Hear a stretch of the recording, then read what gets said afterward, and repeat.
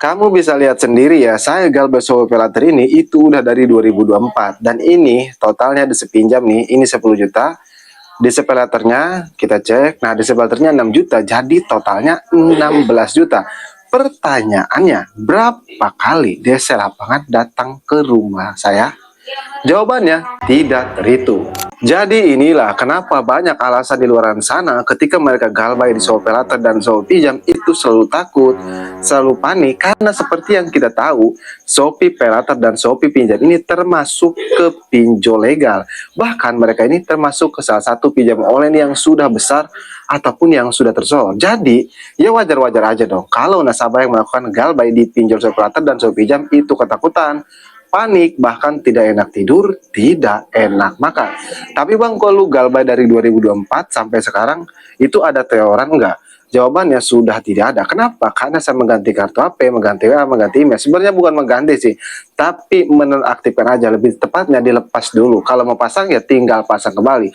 Tujuannya untuk apa? Tujuannya untuk memutus teror DC Shopee Pelater dan Shopee Pinjam.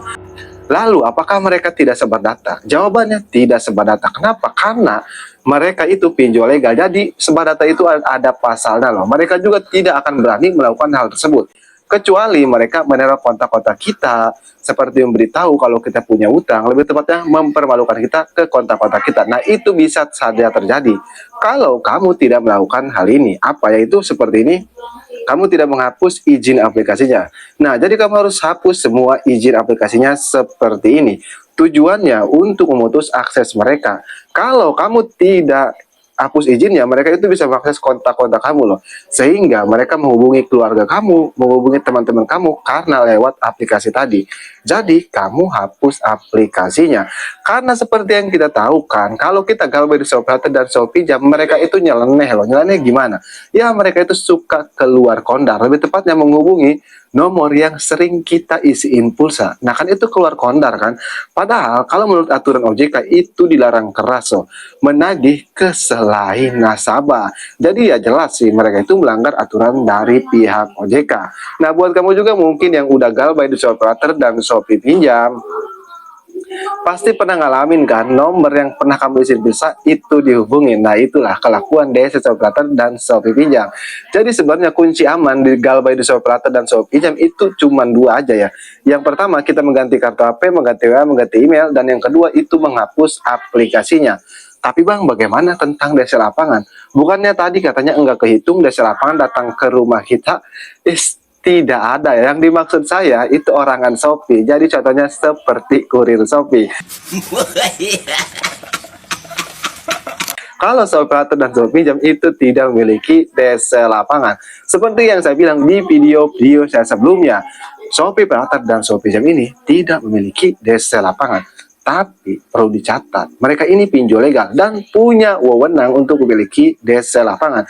Jadi entah 1 bulan ke depan, 2 bulan ke depan, mereka bisa saja memiliki DC Lapangan. Tapi tenang aja, kenapa? Subscribe aja channel ini, karena saya pasti update kalau Shopee Pelater dan Shopee Pinjam resmi memiliki DC Lapangan.